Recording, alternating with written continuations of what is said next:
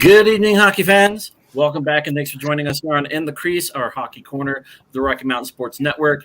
Here we discuss all things from the past week involving the Colorado Avalanche and the NHL. More of the NHL this week than normal. I'm your host, Scott Cole, and joining me as always is Gregory Donda, my co-host. And also joining us from the K&K Sports team is Daniel Amoya, a New Jersey Devils fan, if you can see by his gear right there, and an East Coast guru of all things hockey. Good evening, gentlemen. How are we doing today? Daniel, let's start with you, man. I'm great. Thank you. How are you? Doing fantastic. Glad to have you on the show this evening. I know we've been working some things out. You were getting some finals wrapped up. Everything go good there? Yep, it did. Just nice. Finally happy to be on break. Awesome. I totally hear you there. Greg, how you been doing, man? Doing well. Definitely want to give a big shout out to Daniel. Thank you so much for joining us. It should be a fun show tonight. But yeah, I'm doing as well as I can. Looking forward to some nice food on Saturday and or whenever Christmas Friday, is. Saturday, the weekend, it's a day. Things are days. Without the NHL going on, I don't know what day it is, what time it is. It's just, things are happening. Yeah, I think we've all lost a little track of time, especially with today being the first official day of the COVID pause for the NHL. They extended it to all 32 teams, not just the 8 teams that were put on the COVID pause as of our last show.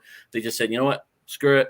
We're going to extend it to everybody. We just want to go into this and try and reassess things and see what we can change.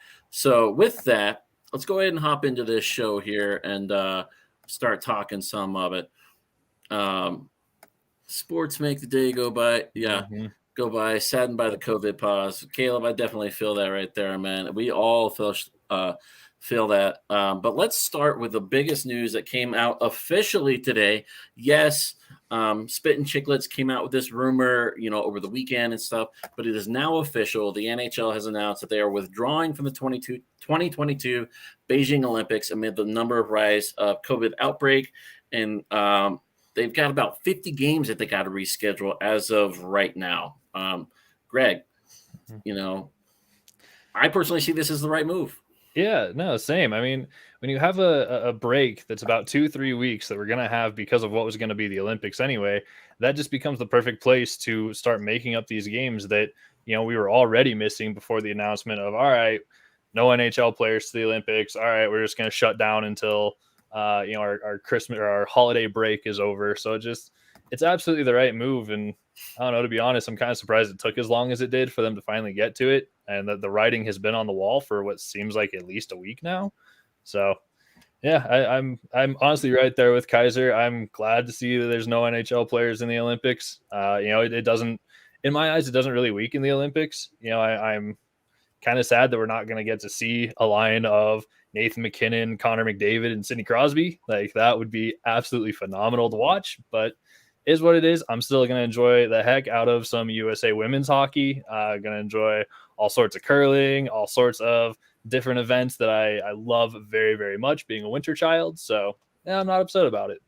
Totally get it. Daniel, with the NHL pulling out of the Olympics, and then USA Hockey's announced that they're going to go through with pulling players from AHL rosters, European leagues, even going back to their pull of players from the Pyeongchang Olympics held back in 2018. Do you feel that, like Greg was saying, the absence of NHL players in the Olympics makes this more entertaining to watch, or does it lose some of its value? I think it definitely loses some value, just considering the NHL is the best hockey league in the world, and now we're stripped of seeing those players. But obviously, I understand the decision. There's so many question marks involved with it. I think it just, it does hurt. Not, like you said, seeing those insane lines, Crosby, McDavid, McKinnon. Like, you can't really see that often, obviously. So an all-star game, but nobody's really trying to play, Yeah, exactly. So it's tough, definitely, but I don't know. I think hockey is hockey. It's still going to be enjoyable to watch. Like you said, we still have women's hockey who always impresses every year. I think, it does suck, but what are you going to do? It's the circumstances right now, and hopefully in the future they bring back some sort of World Cup of hockey or something like that, so we're able to see some of the top talent compete against each other.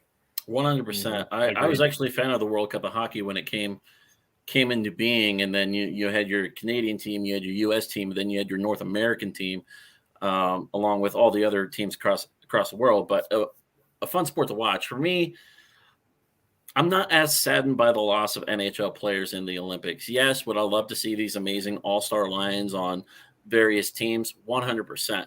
But also, I think this gives, if I'm looking at it from the Olympics perspective of teams from all over the world, I think it gives a more competitive edge to everyone in general. You can't really just be like, oh, straight up, this Canada is going to win or the U.S. is going to win, like it is most times. That's why we saw sports like softball and baseball get removed for a long period of time from the Summer Olympics because it was being dominated by the U.S. and China for the longest time. And I think this kind of there's not as many Winter Olympic sports, so you're never gonna see hockey disappear. But I think it provides a little more competitive environment to it without a lot of NHL players. Women's hockey is always fun to watch. It's a continuous growing sport in women's hockey, and Olympics gives them a great platform to work off of.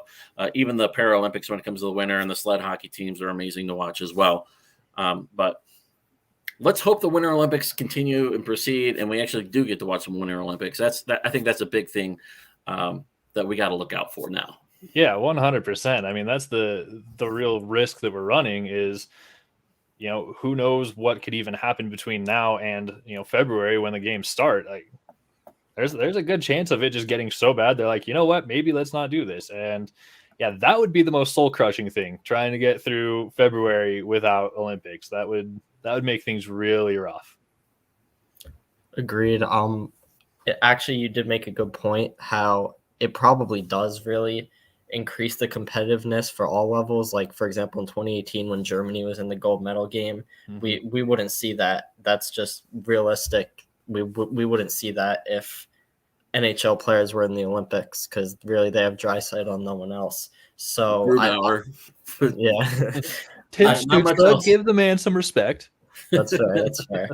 Yeah, the respect where respect's due. I mean, it's incredible, but that's exactly my point. It's like you have some of these smaller teams, Czech Republic and Austria and stuff, that don't have a ton of players because, even though hockey is a sport in their country and everything, there's just not as big a draw to it because they're competing with other sports like soccer. Soccer's big in some of these other places, and it's just difficult to run with. But let's jump from talking about the Olympics and the NHL level competition to some entertainment that starts on Sunday, December 26th, with the World Junior Championships. Schedule came out. 10-team tournament running December 26th through January 5th. Gold medal match being played January 5th. Group play being held at two different arenas, as it's always been. WP Centrium in Red Deer, Alberta, and then Rogers Place is hosting Group A, I believe. So Canada's playing in Group A, and here's the Group A group. You have Canada, Finland, Czechia, Germany, and Austria. Obviously, heavy favorites in Group A is Canada. Top four teams from each group go on to the tournament elimination style, and then in Group B, you have the United States, Russia, Sweden, Slovakia, and Switzerland. We're talking about some of the best talent from the European leagues, the NCAA, and everything else, getting the chance to really show off before potentially earning spots on these Olympic squads now. Yeah, this is going to be really intense to watch. I'm very excited for it, especially with the groupings, because in Group A, you have Canada that pretty much we're pretty much guaranteed is going to be the ones taking that over.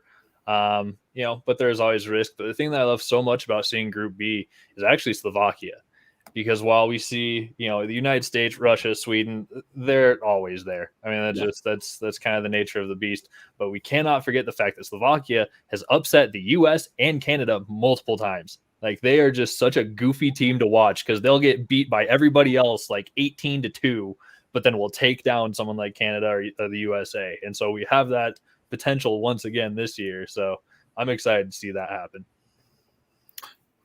Daniel, you guys have any up and young coming players with the New Jersey Devils organization that are playing in these junior championships?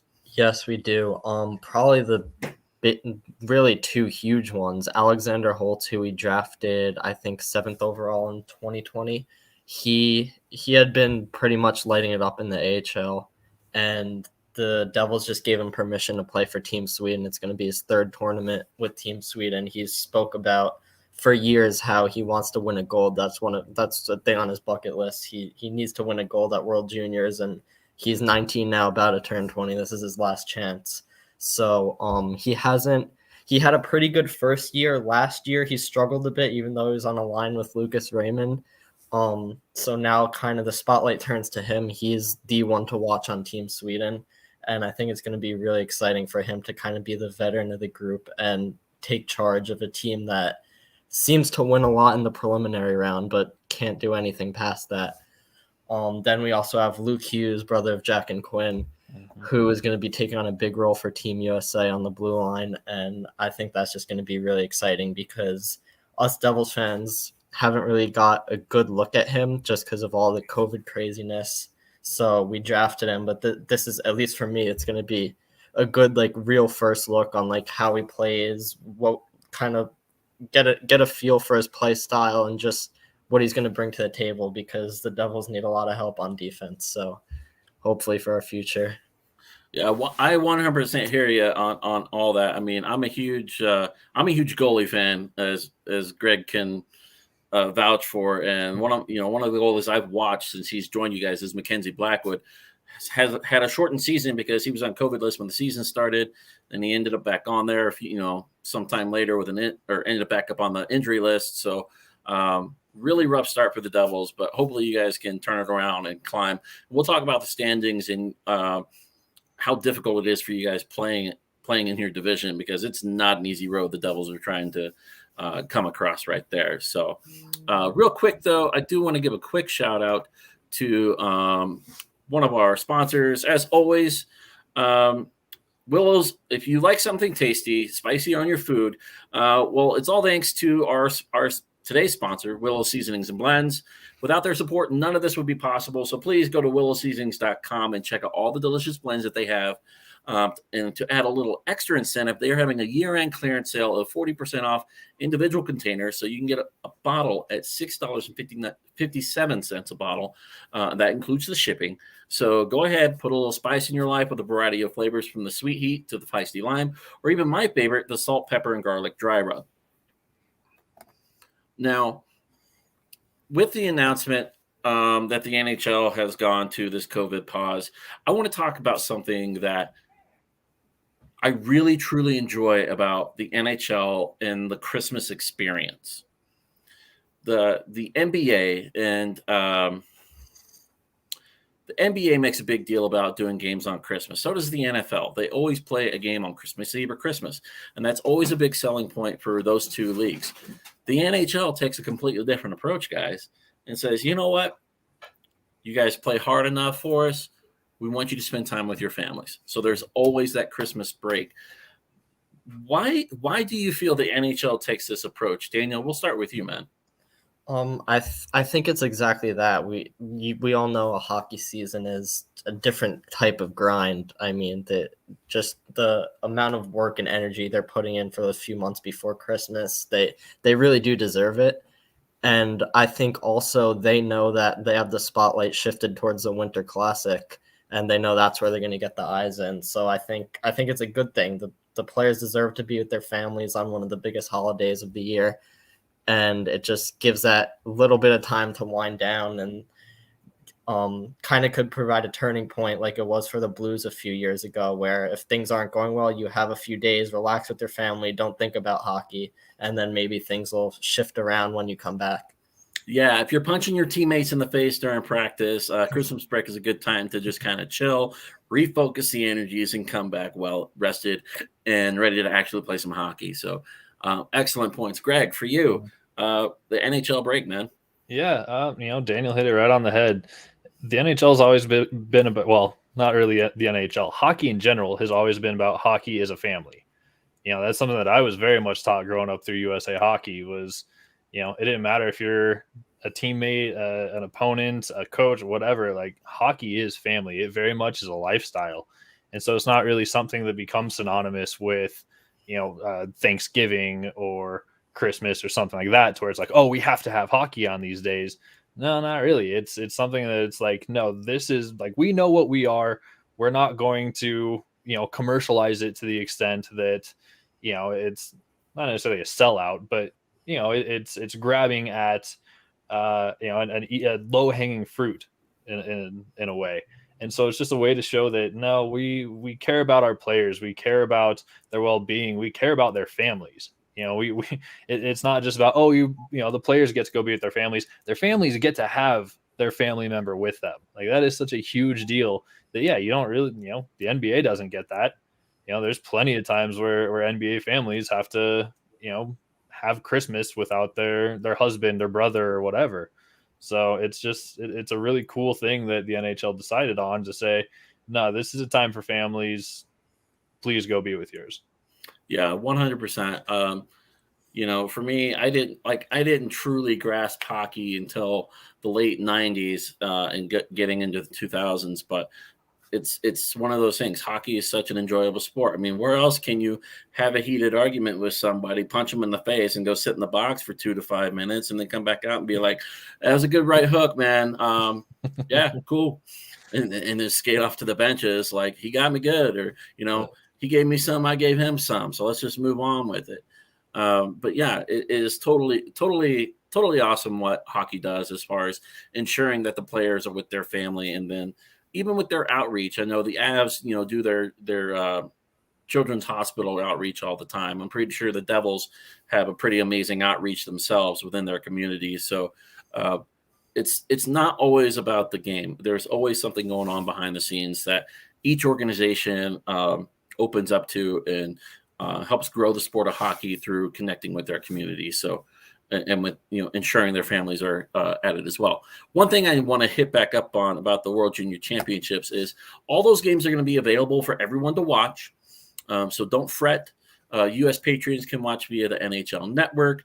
Canadian patrons can watch via the TSN or RDS networks, whichever one you choose to watch. But if you want to watch some World Junior Hockey, it's going to be there, and a lot of these players are probably going to play the World Juniors and then turn around and hopefully get selected onto some of their Olympic rosters for their respective countries. So great opportunity for these players, and I'm really pulling for some of them to actually reach the Olympics and further their young careers. So something there. So I want to talk to you guys, and we talked about this, Greg, off air, and I shared the piece with it. Daniel, I don't know if you saw this. I read an article off of NHL Network or NHL.com earlier today, where on December 10th, the NHL Board of Governors held a meeting, and Bettman had asked for scenarios in which the NHL could potentially withdraw from the Olympics. And today's, our current situation where the rising COVID cases spiked and everything else was listed as one of those scenarios, with 99.5% of the league being vaccinated. That's including players, coaches, team personnel for travel reasons, all being vaccinated. And then the numerous tests that came up and positive. And, we've talked about Omicron in our previous episode, Greg, being, 70 times more transmissible, according to a Columbia University study. Do you feel like this piece of information, shouldn't have been made public? That the NHL Board of Governors were actively seeking a way to get out of the Olympics without being like, oh, we just don't want to participate? Right. It's really interesting. It very much feels like a covering of your own tracks, in that, we knew that if they waited too long and pulled out after a certain time, there would have been, financial penalties, stuff like that. But in an interesting way, I'm actually kind of glad that this type of stuff comes out, because outside of the weirdness of okay, why, why let this be public? Regardless of the parameters as to, why this discussion is happening, obviously we know why it's happening, but why let this specific thing suddenly come out, especially, 12 days later. But the thing for me that I do really like about it all kind of having a feel of well, this is the league's decision. Well, this is, a decision that the board of governors decided on and Gary Bettman decided on. Is the nice thing is it takes all the pressure and all the eyes off the players. And that's phenomenal, because that is one thing that absolutely sucks when you are an athlete and you fight and strive and do everything you can to make the Olympics, to be the best of the best, to represent your country. And now suddenly you're not representing your country. As long as that's not your fault, you're in the clear. And that's one area that I will absolutely, praise the NHL is in the handling of this, of saying, okay, no, we're making the decisions, so that anyone in Russia cannot be pissed off at their players. Anyone in the US or Canada, anywhere, cannot be upset at their players for not representing them. Kind of like we dealt with in the Summer Olympics with, Nikola Jokic not representing Serbia. He caught a lot of crap from that, from his countrymen, of not representing his country in the Olympics. The dude's a heavy NBA player, and it gets hacked on a daily basis when he's playing some basketball. Can you blame him for saying, I just want to sleep for 4 weeks? Chill. Yeah, exactly. So it takes that, that nastiness that can come from, people who are expecting you to show up and do your job for your country. It takes all the pressure off of them. So yeah. I mean, and to harp on what you're saying there, when they extended the CBA agreement with between the players union and the NHL and the owners, it was in the bylaws, or it was written in there, that the players wanted to go back to the Olympics. Mm-hmm. There was the players' decision to add the Olympics back, and that was the one of the key points that they wanted, and the NHL owners and board of governors agreed. So there are several players, who are 33, 34 years old, Ovechkin, Crosby, some of these older players are like, I may never get to play in another Olympics again. This was that one shot to just go put it all out there and go forward with it. So Daniel, I mean, how do you think, the disappointment's obvious on some of these veteran players not being able to make the Olympics, but like Greg says, the board of governors made this decision. Do you feel like this information that was put out, that the board of governors made this decision, was the right call? I mean, I agree. It's definitely a unique circumstance that we've never really faced before. And to, like you said, kind of take the players out of the spotlight, because they did want to go to the Olympics. They want to represent their country. It's really, they can't control what's going on outside of whatever's on the ice. So just taking them out of that decision and not making them the enemies in the eyes of the general hockey fan is a very good thing. And I think, as you kind of alluded to, international hockey is just a different breed. I mean, the fans, some of the just things I've seen on social media, like constant death threats, and just like it's disgusting. And we saw it with Max Comtois in, I think 3 years ago at World Juniors, missed a penalty shot and just literally got like destroyed, harassed, like letters sent to his family. Like it's not right. And I think it really shouldn't be that way, but that's the unfortunate reality of our world right now. And taking the players out of the spotlight and kind of making it known that they want to be there, they want to support their country. It's just the circumstances where they can't do that is a very good thing. Yeah. International hockey is kind of like soccer all over the world. Your fans will cheer, chant, and be rowdy with each other. And, the player messes up. It's like the way we treat football here in America. Mm-hmm. I can't believe you didn't catch that ball for a touchdown. How dare you? Death threats and stuff like that to professional athletes is a little overboard in my opinion. Like, that should never happen. I get being passionate and bleeding, whatever your team's colors are, but there's a line. And if you cross that line, you're a douche of a fan. Just my personal opinion. All right, Greg, I'm going to let you lead us into the standings talk real quick. We're going to go over that. And then right after that, guys, we're going to hop into the new year and what starts. And then, as Daniel alluded to earlier, the Winter Classic game at Target Field. So let's get started with the standings. Sounds good. Just want to real quick shout out. Thank you, Kenny, for the Merry Christmas there. Right back at you. Obviously, we will get to some fun stuff here in a little bit after standings. But yeah, let's go ahead and hop in here. So, had a bit of a shakeup. We now have the Tampa Bay Lightning sitting at number 1 instead of Washington. But hey, they also got to play an extra 2 games. So kind of helped. Carolina also hopped up because they were able to play an extra game. It's funny when I was going through this because it was like, man, there's some shakeups, and I was like, oh yeah, duh, because teams aren't playing while other ones are getting 2 and 3 games. Like 8 teams weren't playing. Another few had games canceled and everything else. It's crazy. I actually looked at it. The Avs have only played 27 games. Yeah. There's only 2 teams that have played less than them, and they played 26 games. Mm-hmm. And then you have teams that have played as much as, was it like 32, 33 games? Mm-hmm. Yeah. It's crazy to look at. Like the most games played is 31, and that's by St. Louis, Detroit, Washington, and 32. Vegas and Anaheim have each played 32, but the other one is Vancouver's played 31. Yeah. So just a massive discrepancy that, eventually it's all going to catch up. And I can't wait for those days. And everyone's like, okay, here's the standings. And then, 2 days later, a team has played 2 more games and it's all jumbled even more. And it's going to be a fun I can't time. wait to see Minnesota twiddling their thumbs. Just like, yeah, we've got 6 points on the Avs, but the Avs have 5 games on us. Exactly. One thing I do want to point out with what has happened in the top 8 of the NHL, Vegas is now in the top 8, which, man, was I upset typing that one in. Oh, good. Yeah. All right, let's move on to the Pacific. Unfortunately, Vegas also, I forgot to move the things around.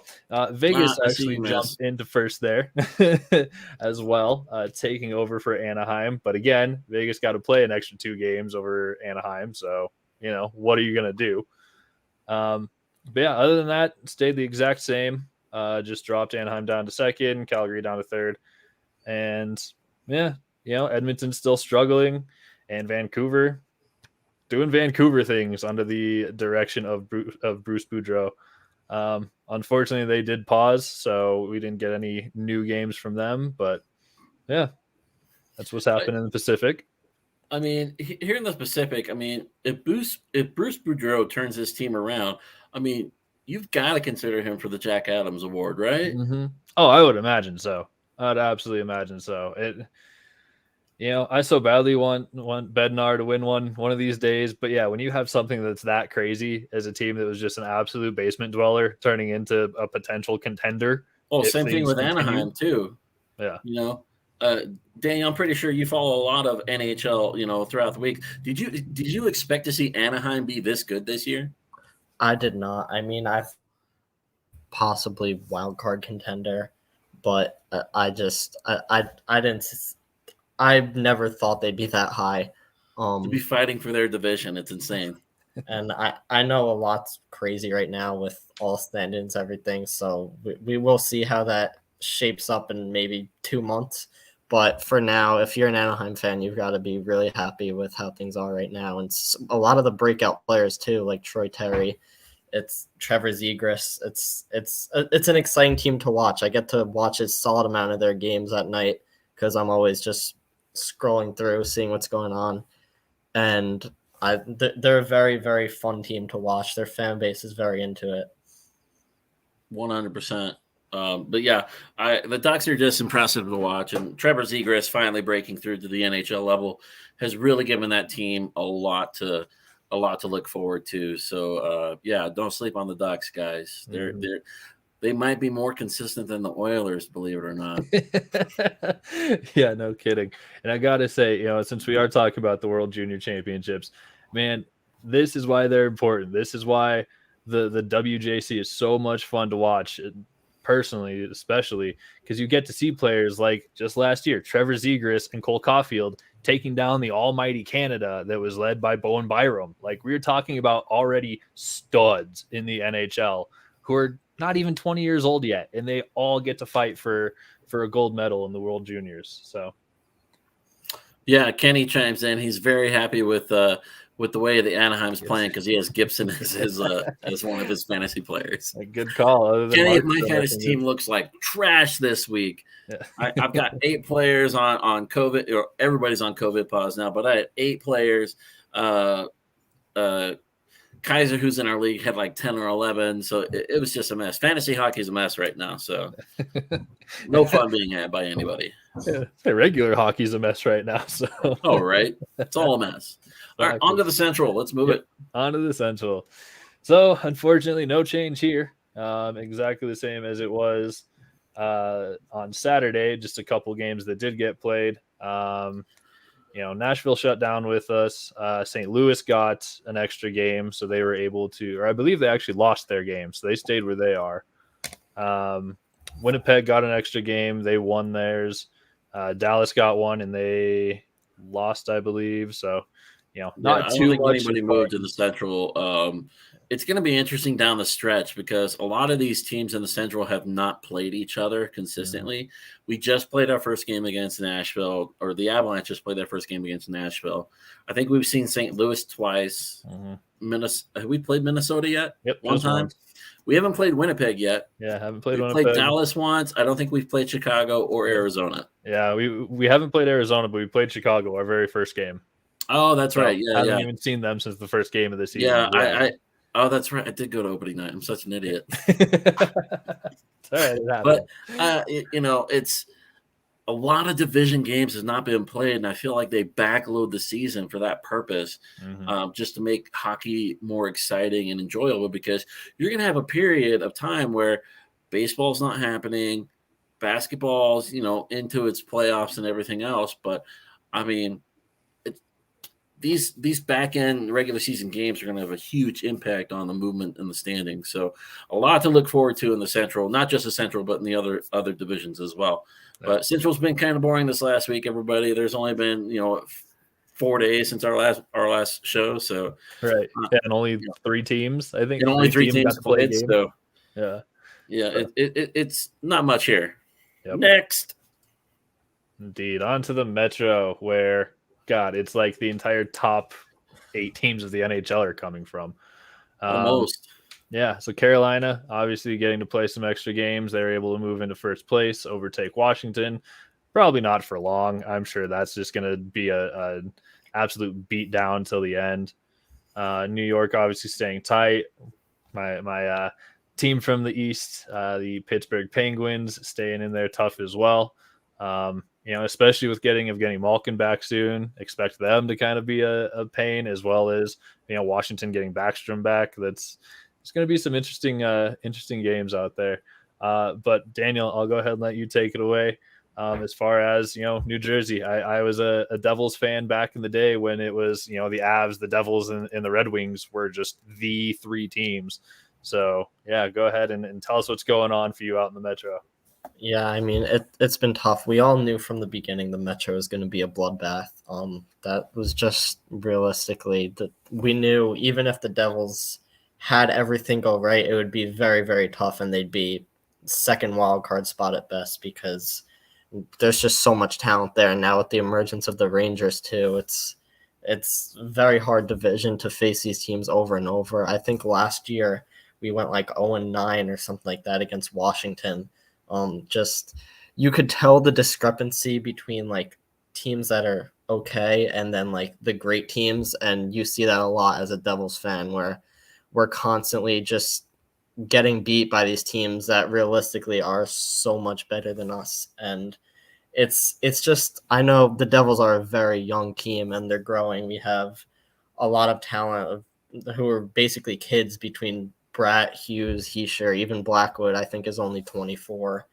But it's tough to watch because you want these kids to do so well, but it's a lot of good players, but we don't really have any elite talent besides arguably Dougie Hamilton. Mm-hmm. But no one else on the team, maybe Jesper Bratt, could be considered borderline elite with his numbers this year, but I still think there's a whole different level that he would have to reach to be considered elite. It's just, it's tough to watch. Hopefully it gets better. I mean, we have a lot of prospects coming up, but we really need, whether it's through free agency, trade something, we need some elite talent, whether it be bringing another elite goaltender. We really don't have any scorers. I mean, anyone who's at top of the league. We really haven't had like a pure sniper since Kyle Palmieri left us for the Islanders. It's tough to watch, but I think we're in good hands. I trust GM Tom Fitzgerald. I think he has a lot of good visions. He's been pretty public with his plan. So I think the elite talent will come, but I still think they're maybe 2-3 years away from contending, because you just see the team on the ice right now. There's some glimpses of good things, but not even close to what you see in the elite teams in the league. Yeah, it's rough to watch the Devils struggle the way they have been. I mean, and I'm pretty sure you guys have had opportunities to draft some top level talent in the first opening rounds, and it seems like they're there. They get a shot. They don't necessarily gel or build the chemistry within the team. Players, fans, coaches all get frustrated, and it's either they get traded or they're let go and they go somewhere else, and then all of a sudden they're showing off some talent. It's rough to see, and I really feel for you guys. But I will say this: you're doing better than Arizona. Yay! I absolutely love the tenacity that the New Jersey Devils show as an organization. So, but you're right. This is a tough division for you guys to play in. Your Washington Capitals have been dominant in this division for a while. So have the Pittsburgh Penguins. Carolina Hurricanes in the last 4 years have really built up a solid team and a lot of depth. So they're always fighting. That's three teams already. There's your top 3 teams almost every single season going into the playoffs. And the wild card stuff is, Columbus lost Seth Jones to Chicago, so I thought, Columbus might fall in their ability a little bit, but they're hanging tough with Pittsburgh. 10-point difference, but they're hanging in there. Flyers tried to address their goalie issues with Carter Hart. Doesn't look like it's working, but it's not working to the level they thought it would be. And the Islanders, for me, have fallen off a lot from where they were last year with that wild card spot. So really feel for you guys, and hopefully they can start turning things around and just build that chemistry. And like you said, a couple of elite goal scorers, building up that depth on the first and second line, and giving you guys another big body defenseman to kind of like bruise some people up would be fantastic. So I actually really want to ask Daniel, what's going on with PK Subban? Because I'm curious too. When the preseason was happening and we were doing our predictions for the year or whatever, I actually had kind of the dark horse pick as being the Devils because they got Dougie Hamilton. Like I figured Dougie Hamilton and PK Subban on a blue line with having Jack Hughes, with having Jesper Bratt, like that could be a really, really good team. And I'm just not seeing a lot from most of the time. What I see from PK is slew foots going on and people being upset about it. So it's like, man, what happened there? Yeah, I mean, 2019-20 when we acquired him, he had a rough season. I mean, really rough. His defense, I mean, he never had a strong defensive game, but basically eliminated his entire offense to below league average level, and that in combination with his defense was just horrible. This season he actually probably believe it or not, his best season as a Devil, and it's still he's not what he used to be. Those slap shot goals, maybe you see one once every 20 games. I mean, they used to be something that teams would have to look out for. Now it's kind of just like, if it happens, it happens, because it doesn't happen often. A lot of times, what I do have to say is, since they got Dougie, he's been much more disciplined with the puck. I think he kind of took over the role of like being the star in New Jersey when he first got here, and he tried to do way too much, try to spin circles around defenders, and he'd fall down or get the puck taken from him, and it was just tough to watch. Now with Dougie here, he is making much smarter plays, much better passes, but the reality is he's just not who he used to be as a Norris Trophy winner. And I think once hockey fans in general come to realize that, then it'll end up much better. But he has the really global presence as being this like NHL superstar, and that's just not what he is anymore. So there will always kind of be that level of eyes on him that are like, wow, like he's not good, but I still think he could play an important role for the team. But I don't know. And like you said, the Slewfoot stuff, I mean, there were a few, like the one on Reeves, I was like, maybe that's questionable. But there have been enough now where it's like it seems intentional to me. And I actually saw a tweet from the ref Tim Peel, I believe he's retired now, who actually said he talked to PK personally, and it's not intentional, but it's a bad habit. But that's kind of crazy to me because like that bad habit is very, very dangerous, as we saw with Sammy It's Blais. dangerous, but Ryan Reeves, I'll allow that one every now and then. Yeah, it's hard to be upset about that one, but awesome. Yeah, I appreciate you going so in depth with him, because I that he's one, especially us from here in Colorado, after having to deal with him on the Predators for a hot minute. God, we got tired of him. So it's just like, man, this kid's good. He can those do games, damage. especially the playoffs games where PK Subban would set up behind the net, and you could just hear the crowd of boos. Nobody liked him, when he was with the Predators. We kind of thought he was a dirty player, to be truthful. Would take some cheap shots here and there, but I mean, it is what it is. And some players relish being that person. They love that kind of a spotlight, and love riling up fans. And PK Subban appears to be one of those players, or at least he was, when he was with the Predators. So, on to the Atlantic Division. Indeed. So we head to where the Stanley Cup champions are once again just dominating. But yet another team, they're able to play 2 extra games after Florida had shut down, after the Avs had shut down, everything like that, after Detroit had shut down. So, they're able to kind of make up some ground with the extra games. But Toronto's still hanging in tough. They also had to be shut down. So it's kind of interesting to see them, be able to stay in second, but it was only because Florida also got shut down as well. So, they weren't really fighting too much there. And then, everything else stayed the same. As far as changes, Tampa jumping up to first was the only change in the Atlantic. Other than that, everybody's in the exact same. Montreal's still in the basement. Everybody's still scratching their head on how the heck did they go from Stanley Cup to worst team. Carey Price. The answer's Carey Price.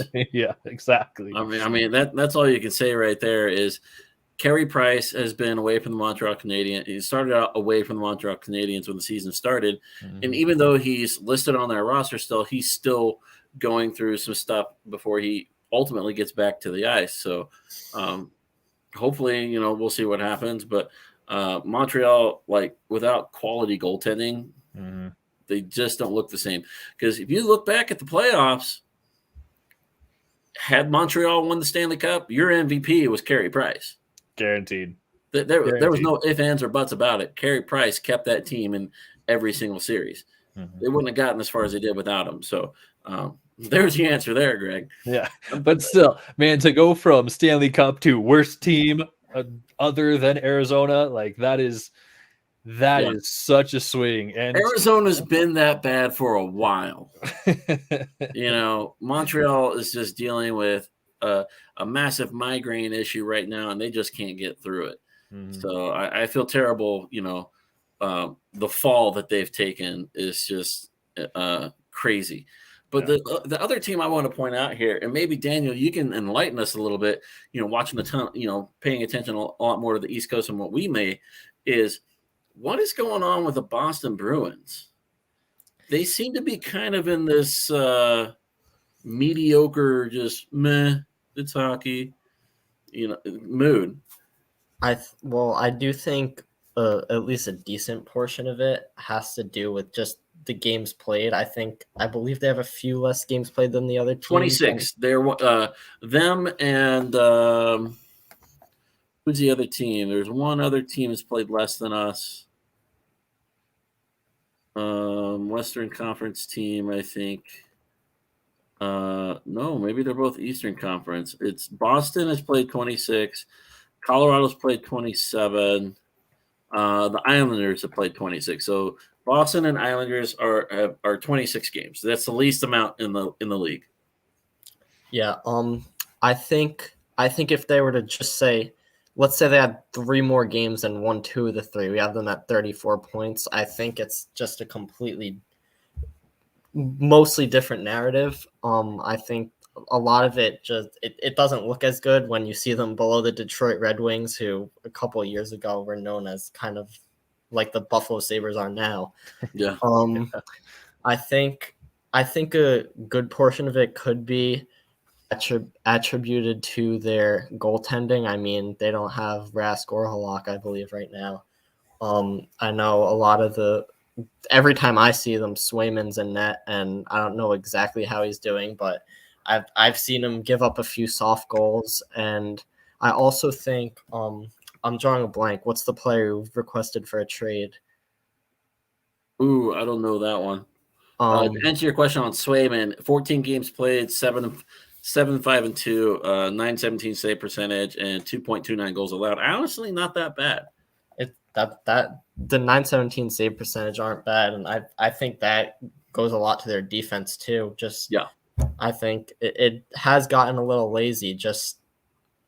They don't seem very locked in to me. It seems like there's a lot of poor plays, kind of like the Devils make, not to that extreme, but they definitely have to tighten things up. And I think they'll be fine. They have a bunch of games in hand on Detroit. They'll at least end up making a wild card. They have a bunch of games in hand against their entire division. So again, same situation the Avs are facing in their own division is teams are going to be sitting there at the end. If they're not playing the Boston Bruins, they're sitting there sweating their socks off, hoping they stay in their position if they're ahead of Boston on the standings.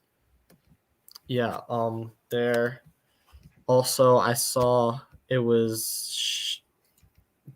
It might have been DeBrusque. I think it was Jake DeBrusque. It was Jake DeBrusque.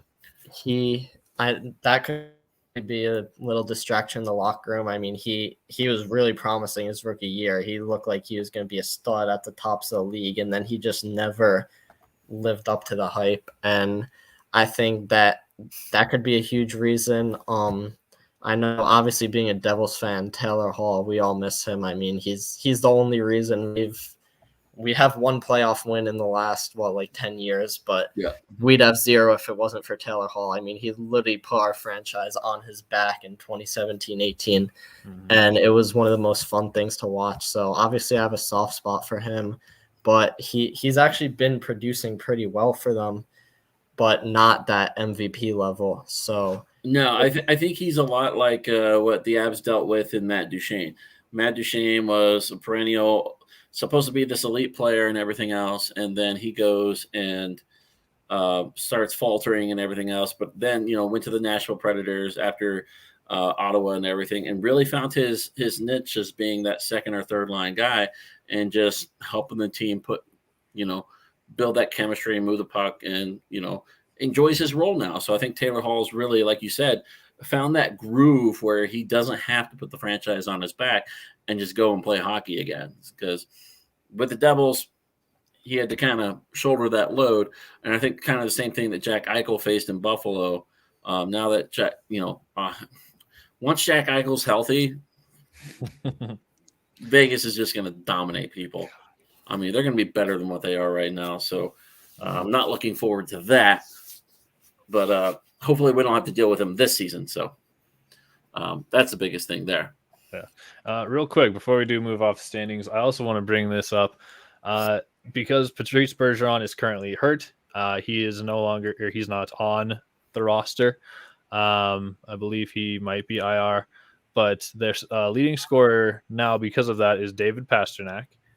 And outside of him, no one has more than 15 points for the Boston Bruins. That's rough. So you got to score goals, especially in this division. Tampa Bay, Toronto, Florida.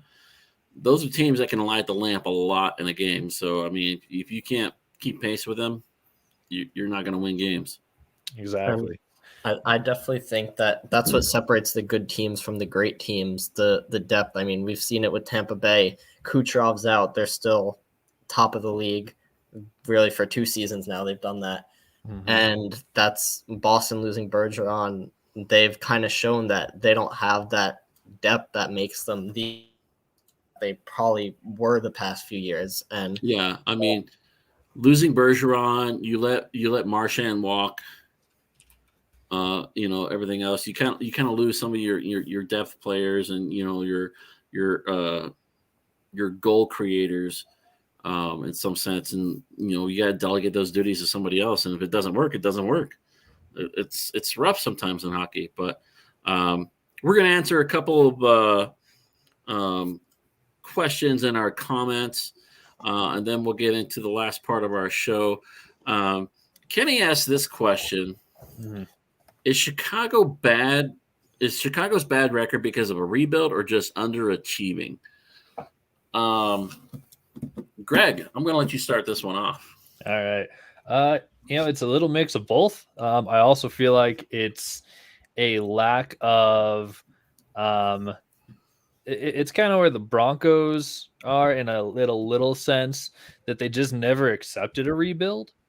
And so once they hit that point where it was suddenly a problem and they needed to start looking for the future rather than just relying on Jonathan Taves and Patrick Kane to just carry this team to Stanley Cup after Stanley Cup, they never really hit that reset button, just like the Broncos have of, oh, it's fine. We just need a few extra pieces here and there for now 6 years. And it's kind of them coming to that realization, but also not quite, because they're filling in gaps of like goaltending with Marc-Andre Fleury, which, let's be realistic, it's Flower. He won the Vezina last year. We're talking about one of the greatest in history, but he's also not 37.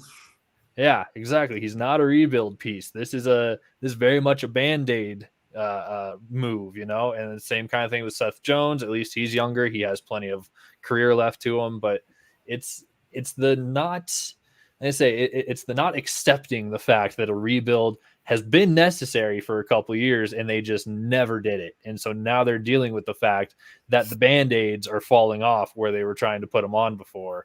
And, it's rough to watch, because, man, I was scared for Chicago when they got Fleury and got Seth Jones. It was like, all right, that might be what they needed. And no, it's obvious they've needed a rebuild. So.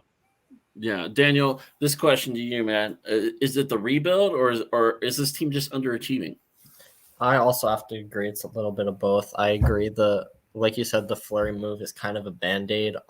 Different positions, but I kind of think of it like when the Devils signed Wayne Simmons, it was a complete rebuild year, and they gave him $5 million to really, he did nothing for them. And it's all on the ice. All these fans were like so excited because he was a 30-goal scorer in the future, and even if he did score 30 goals that season, that it wouldn't have made a difference at all because the Devils were just lacking so much talent.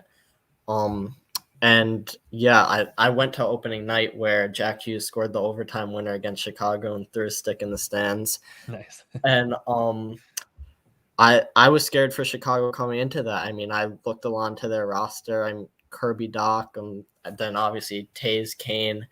They had studs, but they're clearly. I also think actually the whole saga from a few years from what was it, like 2010, the whole Kyle Beach thing. Yeah. That definitely was a large weight on their shoulders. I mean, with the firing of their coach, and then the players having to deal with all the questions in the locker room, especially Hayes and Kane, all the media criticism and everything. That, I mean, they are human beings. It definitely affects their play and gets in their head. And I think that they kind of remind me of the Devils in the sense that there's flashes of being good, but they definitely have moves to make before they're a contender. And just like Dougie Hamilton was not the move for the Devils, not that it wasn't a good move, but it didn't make them contenders. It's the exact same thing with Jones for Chicago. They still have multiple moves to make before they'd actually be a contender. And like you said, Fleury is not a rebuild piece because he's 37 years old now, and by the time they are contenders, he'll probably be out of the league or really not be performing to the level that he did last year. Yeah. So Kenny, I think we are all in agreement. And I'll say this: I think it's mainly because Chicago's in a rebuild, but they haven't really accepted that they're in a rebuild. They look at it and, they're just like, oh, we're going to try this, that, or the other. They tried the Malcolm Subban and whatnot in goaltender last year, and it blew up in their face. Scott Darling was supposed to be the new goaltender when they let Corey Crawford go, and that blew up in their face. So, they keep trying things, and one TNT after another just keeps exploding on them, and they just don't know how to fix it. They need to fix it. And that's going to come with draft capital and, really scouting your players and trying to build up each part of your organization, not as individual players, but as a whole.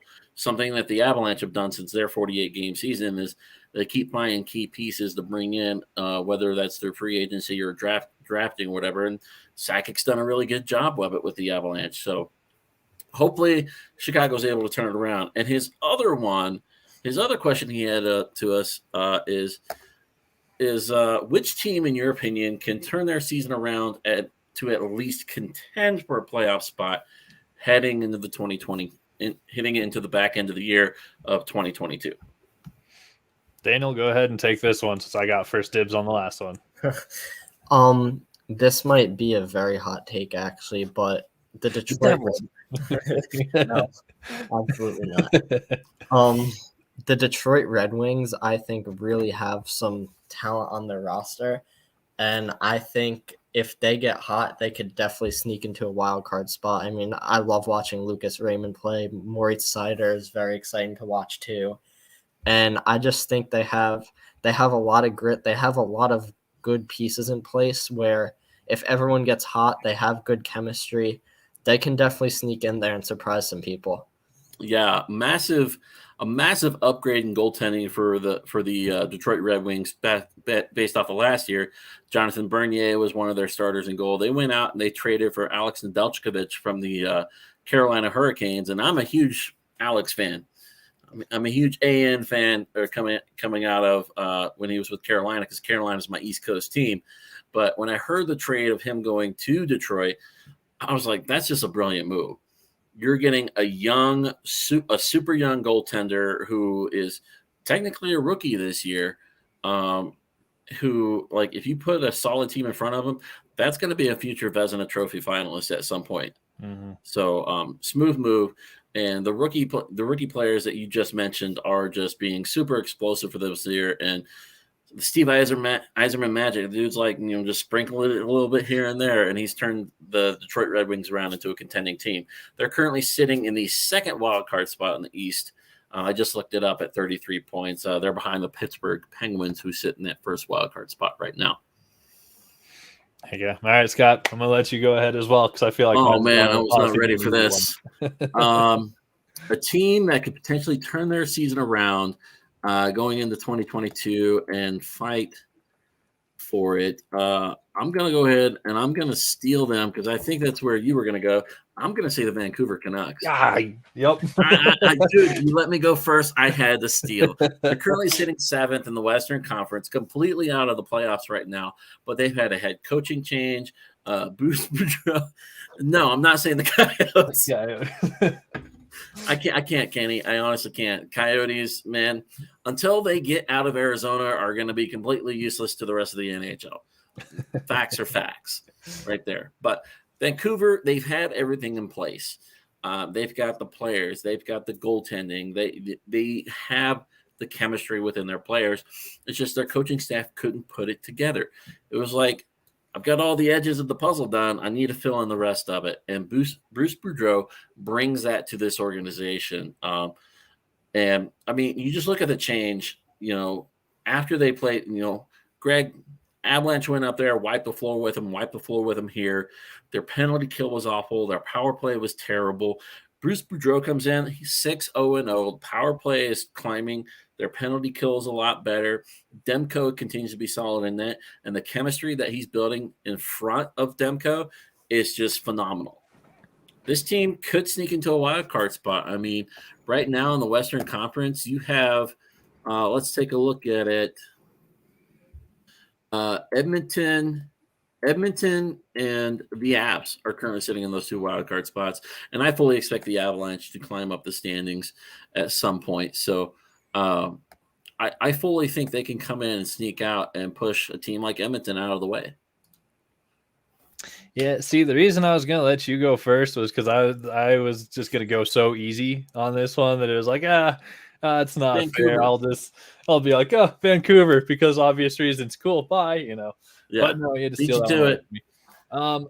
I'm going to stay in the West Coast because it's just, it's where we are. I can't speak too much on the East Coast. But I'm going to go with the LA Kings. And the reason I'm going with the Kings is because of a stupid tweet that I made back on game 1 saying expect them for another dark horse steal of the division, much like I did with the New Jersey Devils. So I have to, stand my ground and plant my feet where they are, because it's the hill I'm going to die on. But LA has actually been kind of shocking this year, much in the same way that Anaheim is surprising the crap out of everybody. LA is kind of in the same position. It's not quite as wild, obviously. Anaheim went from being much worse than LA last year to much better. So, it's not quite the same comparison, but it still is that, okay, LA might have been fighting for a wild card if they got lucky kind of deal. They've actually been surprisingly very good. They're not necessarily sitting well in the standings as far as like Anaheim has done themselves, but they've positioned themselves in a perfect place where all it takes is for them to get hot. And that it just happens. That's the nature of the NHL is teams just get hot out of nowhere.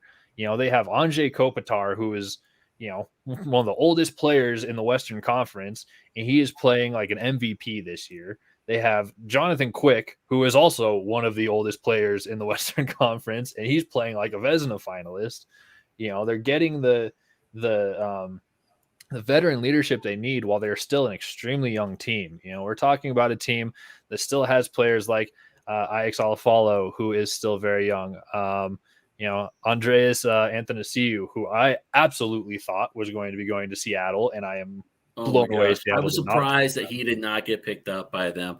They left him exposed, and Seattle's just like, who? Yeah. You mean this kid who's faster than Nathan McKinnon? Nah, we don't need him. Like, okay, that made total sense. But they're getting great hockey out of places that they need it, because while they still have these young kids who are developing, and hopefully, we'll see Quentin Byfield in here and actually playing some NHL games and really taking off in the way that a lot of us kind of expect he will. He just needs to develop right now. And he needs to get healthy. That's the other big thing. He's kind of like Bowen Byram in that sense of, he keeps coming back at 90%, and it's like, yeah, you're 90% phenomenal, but then you keep dropping back down because you're getting injured. It's like, come back at 100, man, get everything right. Take your time, because when you come back, you're going to be one of the stars. We need you to be there, but they're getting led by that core that won them the Stanley Cups in 2013, 2014 of, Dustin Brown, Anze Kopitar, Drew Doughty, Jonathan Quick. Like, that is a team that can just be, very, very scary if the young kids suddenly just turn it on. If that youth develops the way that they're hoping it will, and it can happen mid-season, expect LA to suddenly take off in a way that could honestly surprise the Western Conference. 100%, and I'm pretty sure their GM Adam Foote really hopes that comes to fruition. So, Absolutely. We'll see what happens there. We're reaching the end of the show, guys, but I did want to send us off on a little bit of a lighter note, and I want to talk to you guys about Christmas traditions. I know we all have them because we all come from different walks of life. So I'd like you guys to share with us, and we'll all share one of our favorite Christmas traditions. Daniel, you being our guest on the show today, we'll let you get us started. Is there a family Christmas tradition or something that you do personally that you have to do every Christmas or every winter season? Well, as you probably see, just generic stuff. The tree behind me. My family kind of goes crazy for Christmas. We are outside. We we entered some like contest, and we have all crazy decorations in the front, and it's fun. But I come from a very Italian family, so you're probably gonna find it funny that every Christmas Eve we have sushi, because it's just Awesome. not your traditional Italian meal. But I really look forward to it every year. It's definitely something different, and it's a tradition that sticks with me. Also, I do have to say, every year, with like the ABC's like 25 Days of Christmas or whatever, whenever they have Elf, it's a must watch. I need to watch Elf whenever they're showing it. Yeah, my favorite scene is like the opening scene from Elf when he says goodbye to the whale. He's like, "Bye, Mr. Norwell." Greg, you man, any great family traditions or traditions that you have? Just a couple. Die Hard, always. Okay. I just recently saw Bruce Willis come out and say that Die Hard is not a Christmas movie, and it made me so upset I almost cried. Blasphemy! Yeah, exactly. But yeah, Die Hard, always a guarantee. When I was younger and had easier access to TV, because I am a millennial, like, what is cable television? Right. It's not a real thing anymore. The 12 Days of Bond, James Bond marathons that they did for Christmas. Always. Was it like Spike TV or something like that? Yeah, Spike did it too. Yeah. And then GoldenEye with the cousins. That was nice. A big one growing up. Since I've gotten older, traditions have definitely fallen by the wayside. I'd bounce around between friends, families, my family, and it's not something that hits quite as much as it did when I was a kid. It was a lot more of a big deal when I was, in my like preteens, young kid. It was go to grandma's house, hang out with the entire family, all the cousins, aunts, uncles, everybody.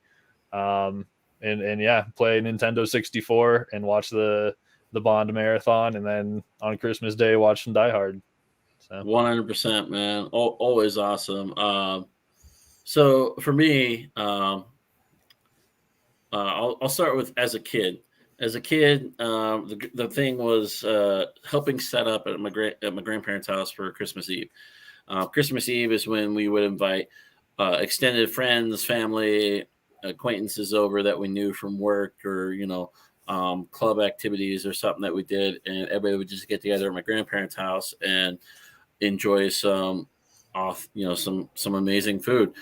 We come from a Spanish background on my dad's side, so the tradition for the kids was to set up and prepare the Illuminatias to line the sidewalk.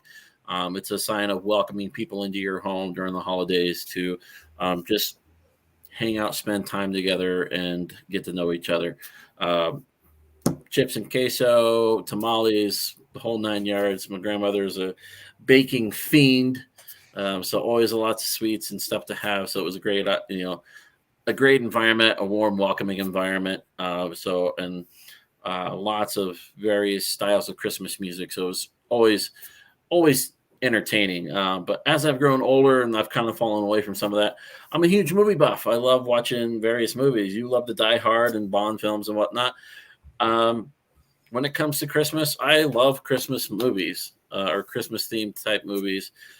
So I have some go-tos that I always watch. All the Santa Claus films with Tim Allen, always a must watch. How the Grinch Stole Christmas with Jim Carrey, always a must watch. And I've gotten a few more as the years have gone by. Some great movies with some more modern actors and stuff that I really enjoy, and they're must watches every Christmas season now. So totally love it. Okay. On that note, I have to ask you, have you seen 8-Bit Christmas with Neil Patrick Harris? No, I have not. It is so good. It's where's it at? Where can I find it? I believe it's on HBO Max is where we found it. 8-Bit Christmas? 8-Bit Christmas. Yep. I'm going to have to check it out. Yeah. Neil Patrick Harris is absolutely amazing, man. I cannot pass him up. Exactly. Like it was such a fun time. And, I'm not the biggest like Christmas jolly person, obviously we have Mr. Christmas Tree in the background and, Right. and Scott talking about some very fun movies.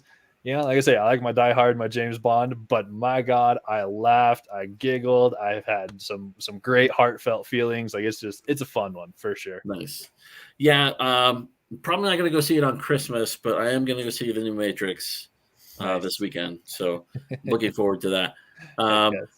One more question we have. Would you rather have Scrooge as a boss or Clark Griswold as your dad? we played Would You Rather earlier this evening. I'm going with Griswold. 100%. Daniel, Scrooge as a boss or Griswold as your dad? I can't lie. I am completely uncultured. So I wouldn't be able to answer that. Scrooge is very money tight, grumpy all the time, and very frugal. Griswold is we're going to spend every holiday together. I'm going to go all out every single holiday. And we got a beat up old station wagon that I don't want to turn in that we're going to use for every family vacation.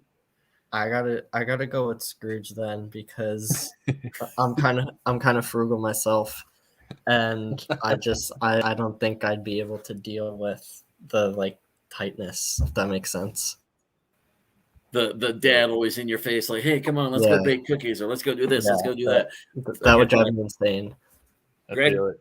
I gotta go with Clark Griswold as well. Everything he did was out of love. Just very much of it turned into disasters, along the way. Just some bad luck sprinkled in every now and then for fun. But I know everybody loves Christmas Vacation, but my personal Vegas is the Vegas Vacation. Yeah, exactly. But yeah, everything he did was out of love for his family. He's very much that embodiment of a real life Santa Claus of just I'm gonna be here and happy and fun and just spread love as much as I can. I might blow up the car along the way. Right. I can forgive that. All right, guys, that is going to do it for our show tonight, folks. Thanks for joining us. And with that, In the Crease will conclude our 2021 year. We're not going to be on Christmas Day. That's why we did it tonight. So our next show is going to be January 1st. In the meantime, please be sure to follow, like, and subscribe to our show. Also, if you feel like chatting hockey, video games, I'm a big video game person. I'm pretty sure I know Greg is too, or any of the everyday stuff, you can chat with myself or with Greg throughout the week via our Twitter handles. I'm at AvsCole. Greg is at Daldner Writes. Please check us out on Twitter. And join our group on Facebook at Rocky Mountain Sports Network to catch all the other sports news and conversations. And if you ever miss a live show, you can always listen to us, the In the Crease show on Spotify, iHeartRadio, Google Podcast, Spreaker, or even Podcast Addict. There's a lot of choices out there. And as always, please join us on our regularly scheduled broadcast every Saturday at 6 p.m. for our live show when we drop the puck for some hockey talk. I'm going to say a quick thank you to Daniel Amoya for joining us tonight. Really appreciate you having me here and look forward to having you on another show in the future, hopefully when COVID hasn't had such an impact, man. Thank you for having me. My pleasure, man. And with that, guys, for myself, Scott Cole, and Gregory Downa, and Daniel Amoya, thanks for joining us tonight here on the In the Crease Show, a part of the Rocky Mountain Sports Network. Be good people, be excellent to each other, and a warm and happy Christmas and New Year from the In the Crease team here at Rocky Mountain Sports Network. We will see you guys on our first show of the new year on January 1st in 2022. Until then, have a great night, everybody, and enjoy the holidays.